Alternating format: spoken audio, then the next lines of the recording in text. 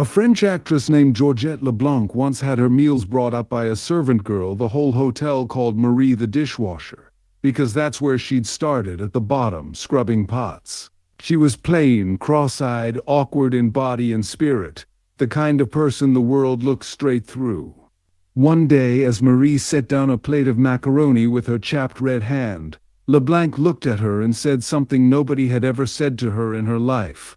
"Marie, you have no idea what treasures are inside you."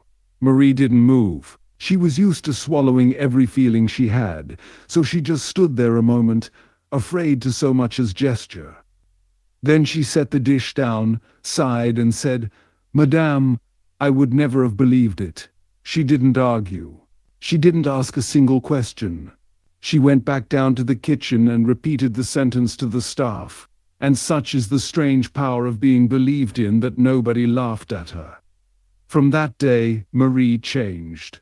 She began to take care of her face, her body, the youth she'd never thought worth tending.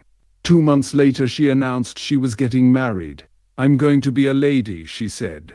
One sentence had reached in and rebuilt an entire person. That's the most powerful tool in this whole book. You don't tell people who they're failing to be. You tell them who they already are, and then you watch them rush to become it. The last stretch of the book turns away from correction completely. These 4 moves aren't about fixing what's wrong with people. They're about lifting people into something better. They're the warmest, kindest techniques Carnegie ever wrote down. And by the end of this episode, if I've done my job, the warmth is going to make you a little uneasy. Hold on to that feeling. We're going to need it next time. Carnegie had a friend, Pete Barlow, who trained dogs for a circus act, and he noticed Pete never punished a dog for getting it wrong. The instant the animal did anything right, even slightly right, Pete praised it, patted it, fed it scraps of meat, made a whole celebration of it. Animal trainers have known this for centuries. We somehow forget it the moment we're dealing with people. And praise, the smallest amount of it, has rerouted entire lives.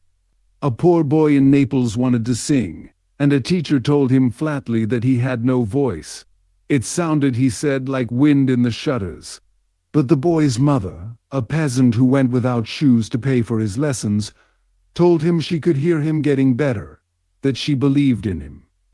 Her boy was Enrico Caruso, who became the most famous tenor in the world.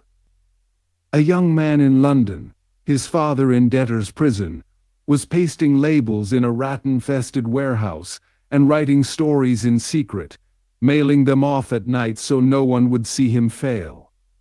So they came back rejected, again and again, until one was accepted. He wasn't paid a penny for it, but an editor had praised it, and he walked the streets weeping with joy. His name was Charles Dickens. This isn't sentiment. It's mechanics. The psychologist B.F. Skinner showed it cleanly. Reward a behavior and it grows. Ignore it and it withers. Praise is the reward that grows people. As William James put it, most of us are only half awake, using a fraction of what's in us. And one of the powers we waste most is our ability to light someone up by noticing what they did right. That's what happened to Marie, and it has a name. Give a person a fine reputation, and they'll wreck themselves before they'll let you down. A service manager named Hank had a mechanic whose work had quietly gone to seed. Slower every week, sloppier. He didn't write him up. He called him in and said, "Bill, you're one of the finest mechanics I've got. I've watched your work for years. Customers ask for you by name, which is exactly why I wanted to talk. Because lately it hasn't been up to your own standard." The man left and went straight back to being the mechanic Hank had described, because now he had a self to protect. A Brooklyn teacher named Mrs. Hopkins opened the year with the worst-behaved boy in the school on her roster. Call him Tommy, a kid every previous teacher had warned her about. On the first day she went down the line greeting children, and when she reached him she looked him dead in the eye and said, "Tommy, I hear you're a natural leader. I'm going to be counting on you to help me make this the best class in the 4th grade." And then she spent the next few days catching him being exactly that. A 9-year-old handed that reputation couldn't bring himself to break it. Shakespeare had the whole technique in 6 words, 3 centuries early. Assume a virtue, if you have it not. Tell a person who they could be, as if they already were, and they'll go and become it. The third move is about hope. Tell someone they're hopeless at a thing and you kill the will to try. Tell them it's easy and that they've clearly got a knack, and they'll practice till dawn. A man of 40 took dancing lessons before his wedding. His first teacher told him the truth, that he was hopeless, that he'd have to unlearn everything and start over. And he quit, humiliated. His second teacher said his instincts were good, just a little old-fashioned, and that he obviously had a natural sense of rhythm. He knew somewhere that she was being generous. He didn't care. He became, by his own account, a far better dancer than the truth would have predicted, because someone made the climb look possible. Now the same move with everything on the line. A man named Clarence Jones had a 15-year-old son, David, with a bad scar on his forehead, 2 grades behind, written off by the schools as brain damaged, called Frankenstein by the other kids. The boy couldn't multiply. He counted on his fingers, so his father bought flashcards and turned it into a game against a stopwatch, 52 minutes the first night, and a celebration for every second they shaved off, the whole family dancing a jig over each tiny gain. The boy made the staggering discovery that learning could feel easy. Within a month he was flying through the cards. He went on to the honor roll and then the National Honor Society. Nobody had raised his intelligence. Somebody had just made the first step look like one he could take. The last move is to wrap the thing you want in a title, a role, a reason that makes a person glad to do it. Napoleon understood this completely. He created the Legion of Honor, named 18 of his generals marshals of the empire, and pinned medals on thousands of weathered soldiers. When critics sneered that he was handing grown men toys, he shrugged. "It is with baubles," he said, "that men are led."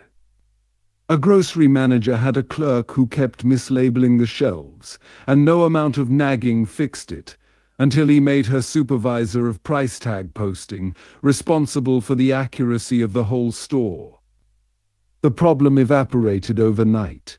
A woman plagued by boys trampling her lawn appointed the worst offender her detective, in charge of keeping trespassers off the grass, and he took to it with such relish he heated an iron and threatened to brand the next kid who stepped on it. Give a person a role they can be proud of, and they'll guard it like it's theirs. And the warning sits right beside the lesson. The same Woodrow Wilson who could charm a man into his cabinet refused, after the war, to let his Republican rivals feel that the League of Nations was theirs too, wouldn't bring their leaders to the table, wouldn't share the credit. They sank it. The lever that lifts people is real enough that failing to pull it can cost you a treaty, a career, the shape of history. So there they are. Praise the improvement, hand over a reputation, make the climb look easy, wrap it in a role they're glad to fill. 4 of the kindest sounding ideas in the book. Now look again at what actually happened in those stories. A sentence reached into Marie and installed a new person. A title turned a careless clerk into a zealot, and another one turned a boy into a self-appointed enforcer heating a branding iron. These aren't descriptions of who people were. They're things that were done to them. Somebody decided who another person should become, and engineered them into it. That works on a child who's told he's a leader. It works just as well on you. Here's the tell. Right in the middle of these chapters, Carnegie does something he doesn't do anywhere else. He stops and he gets defensive. "I am not advocating a bag of tricks," he writes. "The principles in this book will only work when they come from the heart." Read that again and notice when he felt the need to say it. Only here, only once the tools got this powerful. He's trying to wave away a question that's been trailing this whole book like a shadow. And it's the one we've spent 9 episodes not asking out loud. If tell them who they already are works on Tommy whether you mean it or not.